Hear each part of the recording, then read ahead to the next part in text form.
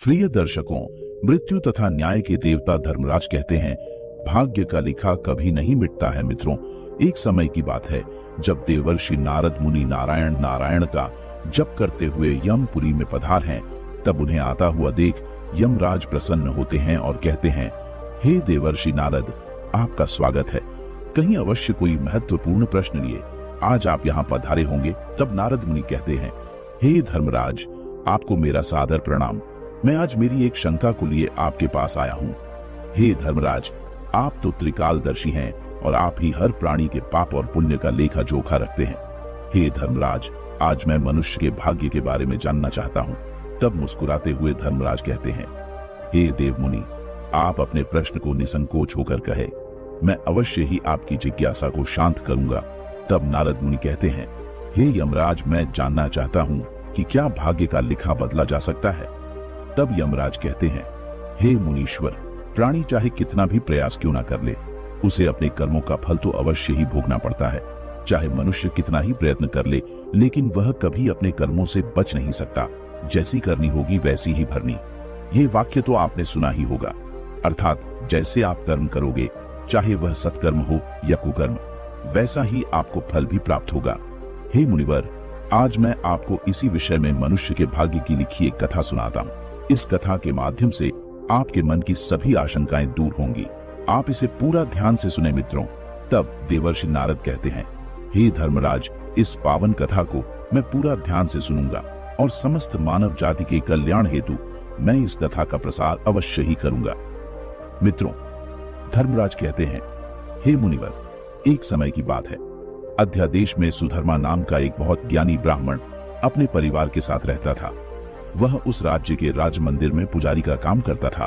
वह सभी धर्मशास्त्रों में पारंगत और राजा का मुख्य सलाहकार भी था, जिस कारण से उसे पूरे नगर में बहुत सम्मान दिया जाता था और पूरे नगर में वह पंडित जी के नाम से प्रख्यात था। फिर एक दिन वह अपने बचपन के मित्र से मिलने के लिए दूसरे गांव में जा रहा था। वह मित्र बचपन से ही गूंगा और एक पैर से अपाहिज था। उस पंडित के नगर से उसके मित्र का घर काफी दूर अन्य नगर में था। वहां जाने के लिए बीच में कई सारे छोटे छोटे गांव पड़ते थे। पंडित जी सुबह जल्दी उठकर अपनी पत्नी से कहते हैं, हे भाग्यवान, आज मैं मेरे मित्र सुबाह से मिलने जा रहा हूं। तुम जल्दी से मेरे भोजन को साथ में ही बांध के दे दो। तब उसकी पत्नी कहती है, ठीक है जी, मैं अभी आपके साथ भोजन सहित अन्य कुछ सामान देकर सारा प्रबंध कर देती हूँ। आप अपना ध्यान रखिए। अगर लौटने में देर हो जाए तो किसी धर्मशाला में आश्रय लीजिए। तब पंडित ने अपनी पत्नी की हाँ में हामी भर दी और भोजन को साथ लिए वह घर से निकल पड़ा। मित्रों, पंडित जी रास्ते में अपनी ही धुन में चले जा रहे थे। तभी चलते चलते उनकी मुलाकात एक ऐसे व्यक्ति से होती है जो दिखने में बहुत ऋषभ और श्याम वर्ण का था, जिसे देखकर पंडित जी थोड़े से घबरा तो गए, क्योंकि दूर से वह किसी राज्य के गुप्तचर जैसा लग रहा था।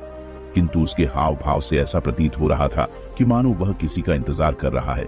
जब पंडित जी चुपचाप वहां से गुजर रहे थे, तब वह भी पंडित के साथ चलने लगता है और पंडित जी की तरफ देखकर मुस्कुराता है। उस व्यक्ति को देखकर अब पंडित जी बहुत खुश हो जाते हैं और वे सोचते हैं कि चलो अच्छा हुआ, साथ साथ चलने से उनका सफर आसानी से कट जाएगा। बातों की शुरुआत करने के लिए पंडित जी ने उस व्यक्ति से उसका नाम पूछा तो उसने अपना नाम महाकाल बताया। पंडित को यह नाम कुछ अजीब सा लगता है, लेकिन उन्होंने उसके इस विचित्र नाम के विषय में कुछ और पूछना उचित नहीं समझा। अब दोनों धीरे धीरे साथ में चल रहे थे। तभी रास्ते में एक गांव आता है। उस गांव का प्रवेश द्वार आते ही महाकाल ने पंडित से कहा, हे पंडित जी, आप आगे चलो, मुझे इस गांव में एक छोटा सा काम है, मैं उसे पूरा कर आपसे आगे के रास्ते में मिलता हूँ। तब पंडित ने कहा, ठीक है भाई, और वह आगे रास्ते में चल देता है।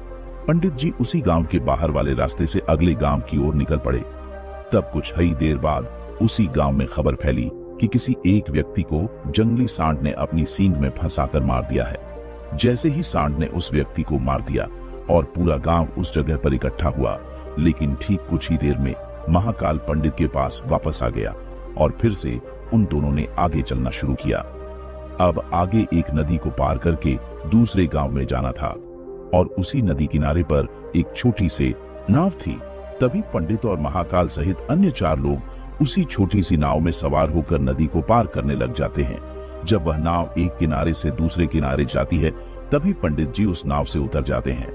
लेकिन महाकाल कहते हैं, पंडित जी आप इस गांव के मंदिर की ओर जाओ, मैं आपको वहीं मिलता हूं। और पंडित जी वहां से निकल जाते हैं।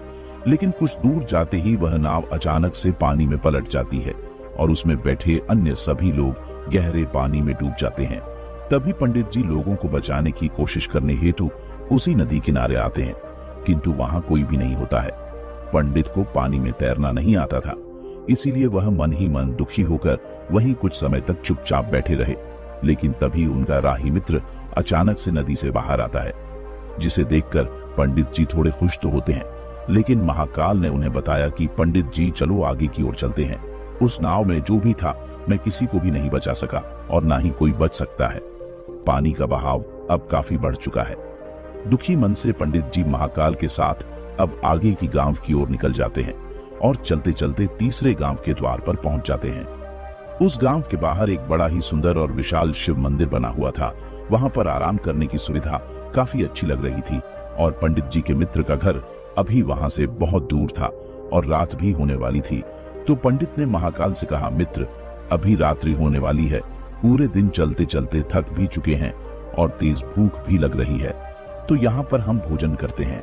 मैंने मेरे साथ कुछ भोजन लाया है, हम इसे ही मिल बांट कर खा लेते हैं और यहीं पर हम विश्राम कर लेते हैं, फिर सुबह के समय आराम से आगे की यात्रा जारी करेंगे। तब महाकाल ने कहा, ठीक है, आज की रात हम यहीं रुक जाते हैं। और आगे महाकाल ने पंडित जी से कहा, पंडित जी आप यहीं विश्राम करो, मुझे इस गांव में किसी को कुछ महत्वपूर्ण समाचार देने हेतु जाना है। आप भोजन करके यहीं विश्राम करो, मैं थोड़े ही समय के पश्चात वापस आकर भोजन कर लूंगा। इतना कहकर वह वहां से चला जाता है। लेकिन उसके जाने के कुछ ही समय के बाद उस गांव में अचानक अफरा तफरी का माहौल हो जाता है और एक व्यक्ति जोर जोर से चिल्लाते हुए भागता हुआ उस ओर आता है और कहता है, बचाओ बचाओ, मेरा घर और पूरा परिवार आग की चपेट में आ चुका है, हे भगवान उनकी रक्षा करो। तभी चारों ओर से धुआं उठता हुआ दिखाई देता है और देखते ही देखते पूरे गांव में आग लग जाती है। अब पंडित जी ने हैरानी से सोचा कि यह महाकाल जहां भी जाता है वहां कोई ना कोई अनहोनी जरूर हो जाती है, कुछ तो गड़बड़ जरूर है इस व्यक्ति में। लेकिन पंडित ने रात्रि में महाकाल से कुछ भी पूछना उचित नहीं समझा और वे दोनों ही सो गए। फिर अगली सुबह होते ही दोनों फिर से अपनी यात्रा शुरू कर देते हैं। कुछ ही देर चलने के बाद रास्ते में फिर से एक गांव आता है। तब धर्मराज ने फिर पंडित से कहा, आप आगे चलिए, मुझे इस गांव में अपने मित्र से मिलने जाना है, मैं अपने मित्र से मिलने के बाद आगे रास्ते में मिलूंगा। यह कह महाकाल वहां से चला गया। लेकिन पंडित इस बार आगे नहीं गए, बल्कि वहीं खड़े होकर महाकाल को देखते रहे कि वह कहां जा रहा है और क्या करता है। तभी थोड़ी देर बाद खेतों से लोगों की आवाज सुनाई देने लगी कि एक व्यक्ति को सांप ने काट लिया है और उसकी मृत्यु हो गई है। ठीक उसी समय महाकाल फिर पंडित के पास पहुंच गया, लेकिन इस बार पंडित से रहा नहीं गया और उसने महाकाल से पूछ ही लिया, भाई आप जिस भी गांव में जाते हो वहां कोई ना कोई अनहोनी जरूर हो जाती है, क्या आप मुझे बता सकते हो ये ऐसा क्यों हो रहा है? तब महाकाल ने मंद मुस्कान के साथ कहा, पंडित जी आप तो मुझे बहुत ज्ञानी जान पड़े थे, इसीलिए मैं आपके साथ चलने लगा था, क्योंकि शास्त्र कहते हैं कि ज्ञानियों का साथ बहुत अच्छा होता है, परंतु आप अभी तक समझ नहीं पाए कि मैं कौन हूं। तब पंडित ने कहा, मैं कुछ समझ गया हूं, लेकिन मुझे कुछ शंका ने भी है, अगर आप ही अपना उपयुक्त परिचय दे दें तो मेरे लिए आसानी होगी। तब महाकाल ने कहा, हे पंडित ध्यान से सुनो, मैं एक यमदूत हूं और यमराज की आज्ञा से मैं उन लोगों के प्राण हरण करता हूं जिनकी आयु अब पूरी हो चुकी है। पंडित को पहले से ही इस बात की आशंका और आभास हो रहा था, यह व्यक्ति जरूर कोई भौकाल है। महाकाल के मुंह से यह बातें सुनकर वह घबरा गया, लेकिन फिर भी वह हिम्मत करके पूछता है, अगर आप सच में यमदूत हो तो मुझे बताओ अगली मृत्यु किसकी है? तभी महाकाल ने उत्तर दिया और कहा, हे पंडित, अगली मृत्यु तुम्हारे उसी मित्र की है जिससे तुम मिलने जा रहे हो, और उसकी मृत्यु का कारण भी तुम ही बनोगे, तथा वह अपने अंतिम क्षण तुम्हारे गोद में बिताए और अपने प्राणों को त्याग देगा। यह बात सुनकर पंडित जी दंग हो गए और उनके हाथ पैर ठंडे पड़ गए और वे गहरी सोच में पड़ गए और मन ही मन सोच रहे थे कि अगर सच में यह महाकाल यमदूत हुआ तो उसकी यह बात भी सच होगी और इसी कारण से मेरे बचपन के सबसे अच्छे अय मित्र सुबह की मृत्यु हो जाएगी। तो इससे अच्छा तो यही होगा कि मैं अपने मित्र से मिलने ही ना जाऊं, कम से कम मैं उसकी मृत्यु का कारण तो नहीं बनूंगा। तभी धर्मराज ने मुस्कुराते हुए कहा, हे पंडित, तुम जो सोच रहे हो वह सब मुझे पता है, लेकिन तुम्हारे अपने मित्र से मिलने न जाने से नियति नहीं बदल जाएगी। तुम्हारे मित्र की मृत्यु तो निश्चित है और वह अगले कुछ ही पलों में घटित होने वाली है। महाकाल के मुंह से ऐसी बातें सुनकर पंडित को झटका लगा, क्योंकि महाकाल ने पंडित के मन की बातें पढ़ ली थी, जो कि एक सामान्य व्यक्ति के लिए संभव नहीं है। अब पंडित को विश्वास हो गया कि यह महाकाल तो सच में यमदूत ही है। जब पंडित को यह पूर्ण विश्वास हो गया कि महाकाल जी यमदूत है तो वह घबरा गया। वह अपने मित्र की मृत्यु का कारण नहीं बनना चाहता था, इसलिए वह पलटकर अपने गांव की तरफ वापस भागते हुए जाने लगा। लेकिन जैसे ही पंडित वापस जाने के लिए मुड़ा तो उसने देखा कि उसका मित्र तेजी से उसकी तरफ चला आ रहा है, जो कि पंडित को देखकर अत्यंत प्रसन्न दिखाई पड़ रहा था। अपने मित्र के आने की गति को देखकर पंडित को ऐसा लगा कि जैसे उसका मित्र काफी देर से उसका ही पीछा कर रहा है, लेकिन वह बचपन से ही गूंगा था और एक पैर से अपाहिज भी था। इसीलिए ना तो वह पंडित को आवाज दे पाया था और ना ही उस तक पहुंच पा रहा था। लेकिन जैसे ही वह पंडित के पास पहुंचा, तभी अचानक ही जमीन पर गिर पड़ा और जब पंडित ने उसे अपने गोद में उठा लिया, तभी तुरंत ही उसकी मृत्यु हो गई। मित्रों, इस घटना को देखकर पंडित हक्का बक्का होकर महाकाल की ओर देखने लगा। उसके मुख से कुछ भी नहीं निकल रहा था, लेकिन वह कुछ पूछना चाह रहा हो कि आखिर ऐसा क्या और क्यों हुआ। तभी महाकाल ने पंडित के मन में उठ रहे प्रश्नों को समझकर कहा, हे पंडित, तुम्हारे मित्र ने पिछले गांव में ही तुम्हें देख लिया था और वह वहीं से ही तुम्हारा पीछा कर रहा था, लेकिन गूंगा और लंगड़ा होने की वजह से वह तुम तक नहीं पहुंच पाया। उसने अपनी पूरी ताकत लगाकर तुम तक पहुंचने का प्रयास किया, लेकिन बुढ़ापे में बचपन जैसी ताकत नहीं होती है और वह काफी तेज चला और उसकी सांसें फूल गई। इसलिए दिल का दौरा होने के कारण उसकी मृत्यु हो गई, क्योंकि वह तुमसे मिलने के लाए अपनी सीमाओं को तोड़कर तुम्हारे पीछे भाग रहा था। इसलिए अपने मित्र की मृत्यु का कारण भी तुम ही कहलाओगे। अब पंडित को पूर्णतः विश्वास हो गया था कि महाकाल ही यम है और उसका कार्य जीवों के प्राणों को हरना है। लेकिन पंडित एक ज्ञानी व्यक्ति था। वह यह भी जानता था कि मृत्यु पर किसी का वश नहीं है, सबको एक ना एक दिन मरना ही है। यही सोचकर उसने अपने आप को संभाल लिया। लेकिन अचानक ही पंडित के मन में अपनी मृत्यु के बारे में जानने की इच्छा हुई। इसलिए उसने धर्मराज से पूछा, हे यमदूत, जब मृत्यु मेरे दोस्त की होनी थी तो तुम शुरू से ही मेरे साथ क्यों चल रहे थे? यह प्रश्न सुनकर धर्मराज जोर से हंसा और बोला, मैं तो हर पल हर क्षण सभी के साथ चलता हूँ, किंतु लोग पहचान ही नहीं पाते हैं, क्योंकि लोगों के पास अपनी समस्याओं के अलावा किसी और व्यक्ति, वस्तु या घटना के बारे में सोचने समझने या उसे देखने का समय ही नहीं होता है। तब पंडित ने कहा, अगर आप ही मृत्यु है तो क्या आप यह बता सकते हो कि मेरी मृत्यु कब, कहां और कैसे होगी? तब मंद मुस्कान के साथ महाकाल ने कहा, हे पंडित, किसी भी सामान्य जीव के लिए अपनी मृत्यु के बारे में जानना ठीक नहीं है, क्योंकि कोई भी जीव हो वह अपनी मृत्यु के बारे में जानकर बहुत दुखी हो जाता है। हालांकि तुम ज्ञानी व्यक्ति मालूम पड़ते हो और तुमने जिस तरीके से अपने मित्र की मृत्यु को सहन कर लिया है, उसे देखकर लगता है कि तुम अपनी मृत्यु के बारे में जानकर भी दुखी नहीं होंगे। आगे महाकाल ने कहा, तो सुनो, तुम्हारी मृत्यु आज से ठीक 6 महीने बाद आज ही के दिन किसी दूसरे राज्य में फांसी लगने से होगी। और सबसे हैरानी की बात तो यह होगी कि तुम स्वयं ही खुशी खुशी से उस फांसी को स्वीकार कर लोगे। इतना कहकर महाकाल अचानक से वहां से अदृश्य हो गया, क्योंकि अब महाकाल के पास पंडित के साथ चलते रहने का कोई कारण न था। इसके बाद पंडित ने वही गांव में अपने मित्र के शरीर का अंतिम संस्कार किया और यथाशक्ति से उसका क्रियाकर्म करके अपने गांव वापस आ गया। मित्रों, धर्मराज कहते हैं, हे मुनिवर, कोई प्राणी कितना भी ज्ञानी क्यों ना हो, अपनी मृत्यु के बारे में जानकर दुखी तो होता ही है और मृत्यु से बचने का कोई ना कोई उपाय भी वह जरूर खोजता है तथा वह उससे दूर भागने का हर संभव प्रयास भी करता है। तो पंडित ने भी वही किया, क्योंकि पंडित जी उस नगर के राजा के एक मुख्य सलाहकार थे, इसलिए उसकी पहचान उस राज्य के राजा तक थी। पंडित ने सोचा कि राजा के पास तो कई सारे ज्ञानी मंत्री हैं, वह मेरी मृत्यु से संबंधित समस्या का कोई ना कोई समाधान अवश्य ही निकाल लेंगे। तब पंडित जी यही सब सोचते हुए राज दरबार में पहुंच जाते हैं और राजा से सारी घटना के बारे में विस्तार से बताते हैं। तब राजा ने अपने मंत्रियों को सारी समस्या बताई और उनसे हर संभव प्रयास करने की सलाह मांगी। अंत में सभी ने विचार विमर्श करके कहा, अगर पंडित की बात सही है तो उनकी मृत्यु भी 6 महीने बाद ही होगी। लेकिन मृत्यु तो तब होगी जब वह किसी दूसरे राज्य में जाएंगे। यदि वह किसी दूसरे राज्य में जाए ही ना तो मृत्यु ही नहीं होगी। मंत्रियों की यह सलाह राजा को भी अच्छी और योग्य लगी। इसके बाद पंडित के रहने की सारी व्यवस्था राजमहल में ही कर दी गई और राजा के आदेश के बिना उस पंडित से किसी को भी नहीं मिलने दिया जाता था। लेकिन पंडित कहीं भी आ जा सकता था ताकि पंडित को यह ना लगे कि वह राजा की कैद में है। परंतु पंडित डर के मारे स्वयं ही कहीं आता जाता नहीं था। अब धीरे धीरे महीने गुजरते गए और पंडित की मृत्यु का समय नजदीक आने लगा और अंततः वह भी दिन आ गया जिसके अगले दिन पंडित की मृत्यु होनी थी। तो जिस दिन पंडित की मृत्यु होनी थी उसकी एक रात पहले पंडित डर के मारे जल्दी ही सो गया। जल्दी से वह रात बीत जाए और अगला दिन आ जाए ताकि उसकी मृत्यु टल सके।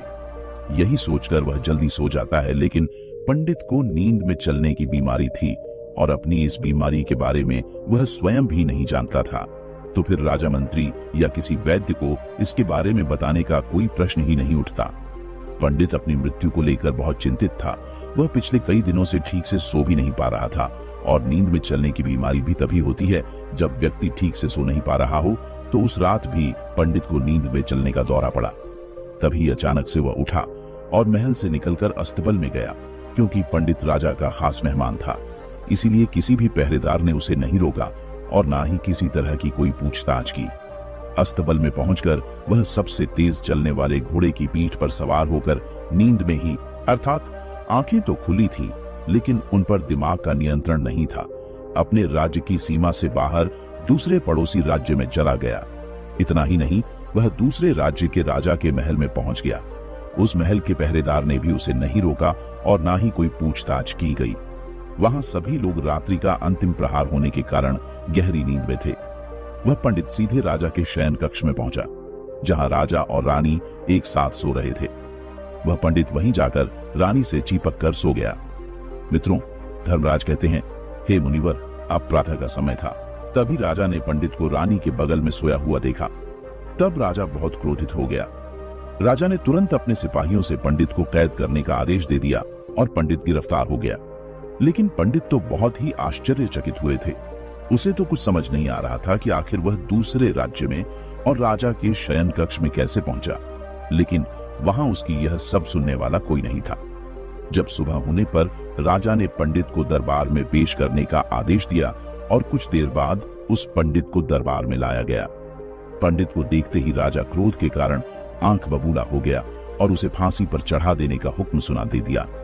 फांसी की सजा सुनते ही पंडित कांप गया, लेकिन फिर भी थोड़ी सी हिम्मत जुटाकर वह राजा से बोला, महाराज, मैं नहीं जानता कि मैं आपके राजमहल तक कैसे पहुंचा हूं। मैं यह भी नहीं जानता हूं कि आपके शयन कक्ष तक मैं कैसे आया और आपके महल के किसी पहरेदार या सैनिक ने मुझे रोका क्यों नहीं। लेकिन मैं इतना जरूर जानता हूं कि आज मेरी मृत्यु होनी थी और वह होनी भी जा रही है। तभी पंडित की यह बात राजा को बहुत ही अजीब लगी और उसने पंडित से पूछा, तुम्हें कैसे पता कि आज तुम्हारी मृत्यु होनी है। राजा के इस प्रश्न के उत्तर में पंडित ने कहा, हाँ महाराज, एक भविष्यवाणी के अनुसार मेरी मृत्यु आज ही के दिन फांसी लगने से होगी, नहीं तो भला मैं स्वयं आपके कक्ष में आने का दुस्साहस नहीं करता। और आगे पंडित ने पिछले 6 महीने का सारा कथन राजा को सुना दिया और बोला, महाराज, मेरा क्या, किसी भी सामान्य व्यक्ति में इतना साहस नहीं कि वह राजा के शयन कक्ष में तथा राजा की उपस्थिति में रानी के साथ सो जाए। अब राजा को पंडित की बात में थोड़ा तर्क दिखाई पड़ा, परंतु उसने सोचा कि यह मृत्यु से बचने के लिए धर्मराज और उसके द्वारा अपनी मृत्यु की भविष्यवाणी की कहानी बना रहा है। इसलिए राजा ने पंडित से कहा, यदि तुम्हारी बात सत्य है और आज यह तुम्हारी मृत्यु का दिन है जैसा कि यमदूत धर्मराज ने तुमसे कहा था, तो आज तुम्हारी मृत्यु का कारण मैं नहीं बनूंगा।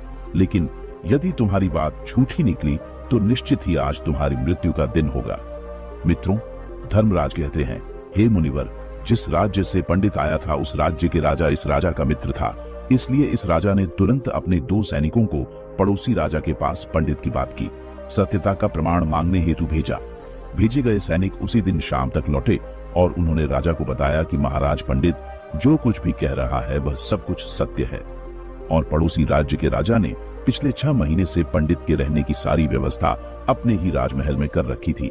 यह पंडित राजा का खास मेहमान था। कल शाम को राजा आखिरी बार पंडित से उसके कक्ष में मिले थे और उसके बाद यह इस राज्य में कैसे पहुंच गया, इसकी जानकारी किसी को भी नहीं है। इसीलिए उस राज्य के राजा के अनुसार पंडित को फांसी की सजा देना ठीक नहीं है। लेकिन राजा के सामने अब धर्म संकट खड़ा हो गया, क्योंकि उसने बिना पूरी बात जाने ही अनजानवश पंडित को फांसी की सजा सुना दी थी। इसलिए अगर पंडित को फांसी नहीं दी जाती तो राजा के वचन का अपमान हो जाएगा, लेकिन अगर राजा की बात का रखा जाए तो बेवजह ही एक निर्दोष व्यक्ति की मौत हो जाएगी। तभी राजा ने अपने सभी मंत्रियों से इस बारे में सुझाव मांगा, तो मंत्रियों ने राजा को सुझाव दिया और कहा, महाराज, पंडित को एक कच्चे सूत के धागे से फांसी लगवा दी जाए। इससे आपके वचन का भी मान रह जाएगा और कच्चे सूत के धागे से पंडित को फांसी भी नहीं लगेगी और उसके प्राण भी बच जाएंगे। राजा को मंत्रियों का यह सुझाव पसंद आया और यही सुझाव पंडित जी को भी बहुत पसंद आया और वे राजी हो गए। तभी राजा ने ऐसा ही करने का आदेश दे दिया। पंडित के लिए कच्चे सूत के धागे से फांसी का फंदा बनाया गया और नियम के अनुसार पंडित को फांसी पर चढ़ाया जाने लगा। वहां के सभी लोग बहुत खुश थे कि न तो पंडित मरेगा और न ही राजा का वचन खाली जाएगा। अब पंडित को भी पूर्ण विश्वास था, इस सूत के धागे से तो उसकी मृत्यु हो ही नहीं सकती है। और पंडित जी हंसी खुशी से उस पर चढ़ने के लिए तैयार हो गए, जैसा कि धर्मराज ने भविष्यवाणी की थी कि तुम खुद ही अपनी फांसी को स्वीकार करोगे। लेकिन जैसे ही पंडित को फांसी दी गई, सूत का धागा तो टूट गया, लेकिन टूटने से पहले उसने अपना काम कर दिया था। पंडित के गले की एक नस सूत के धागे के झटके से कट चुकी थी और पंडित जमीन पर पड़ा तड़प रहा था। उस पल उसके गले से खून की फुहार निकल रही थी और देखते ही देखते पंडित का शरीर पूरी तरह से शांत हो गया। यह देख सभी लोग आश्चर्यचकित थे और पंडित को मरता हुआ देख रहे थे। किसी को विश्वास नहीं हो रहा था कि कच्चे सूत के धागे से भी किसी इंसान की मृत्यु हो सकती है, लेकिन घटना तो घट चुकी थी मित्रों। धर्मराज कहते हैं, हे मुनिवर, नियति ने अपना काम कर दिया था और धर्मराज की भविष्यवाणी सच हो चुकी थी। हे मुनिवर, श्रीमद् भागवत गीता में भगवान श्री कृष्ण ने कहा है, जो होना होता है वह होकर ही रहता है। हम चाहे कितनी ही सावधानी बरते, कितना ही उपाय कर ले, लेकिन घटना और घटना की पूरी प्रणाली पहले से ही तय होती है, जिसे हम थोड़ा सा भी इधर उधर नहीं कर सकते हैं। शायद इसीलिए ईश्वर ने हमें भविष्य जानने की क्षमता नहीं दी है, ताकि हम अपने जीवन को ज्यादा बेहतर तरीके से जी सके। और यही बात उस पंडित पर भी लागू होती है। अगर पंडित ने महाकाल से अपमृत्यु के बारे में ना पूछा होता तो 6 महीने तक राजा के महल में कैद रहकर डर डर कर जीने की बजाय ज्यादा बेहतर जीवन जीता। मित्रों, यमराज कहते हैं, हे मुनिवर, इस प्रकार से प्राणी के जीवन में जो भी होने वाला होता है वह बस होकर रहता है। सुखी और शांति जीवन को जीने हेतु उसे अपने भाग्य तथा भविष्य के बारे में ज्यादा चिंता नहीं करनी चाहिए। हर क्षण का आनंद लेते हुए अपने कार्यों को नित्य रूप से करना चाहिए और सदा ही धर्म का आचरण करना चाहिए। तो प्रिय दर्शकों, आपको यह कथा कैसी लगी कमेंट करके अवश्य बताएं। जानकारी अच्छी लगी तो वीडियो को लाइक जरूर करें और कमेंट में जय श्री हरि विष्णु अवश्य लिखें। साथ ही चैनल को सब्सक्राइब करें। ऐसी ही रोचक धार्मिक कथाओं के लिए हमारे साथ बने रहिए।